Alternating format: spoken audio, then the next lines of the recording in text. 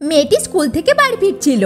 যাওয়ার পথেই ফুল দোকানের আন্টি তাকে দেখে বলে, রিয়া তোমার মাকে বলো খুব সুন্দর সুন্দর ফুল এসেছে নিয়ে যেতে। মেয়েটি হ্যাঁ বলে চলে যায়। এরপরেই ডগিকে আদর করে বলে, হ্যালো রাজা। এরপর যাওয়ার সময় ছেলেটির সাথে ধাক্কা লেগে যায়। ছেলেটি সরি বলে। রিয়া বলে, ইটস ওকে আঙ্কেল। এদিকে তার স্কুলের কিছু বন্ধু একটা ফটো ফ্রেম নিয়ে হাসাহাসি করছিল। তখনই তার এক ফ্রেন্ড তাকে দেখে বলে, প্রিয়া এদিকে আয় দেখবি, এটা কত ফানি লাগছে। তখনই এই বাচ্চাটি বলে, ওকে ডেকে কি হবে, ও তো চোখে দেখতেই পায় না। আরেকজন বলে, তোর কি প্রবলেম বলতো, এসব বলছিস কেন?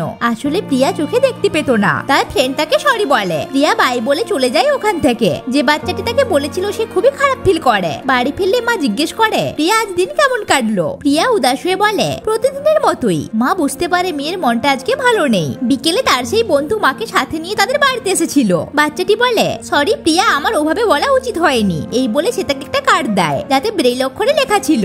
এরপর তাকে এই ফটো ফ্রেমটা দিয়ে বলে, এটা তোমার জন্য। মেয়েটি হাত দিয়ে ছবিগুলো ফিল করছিল।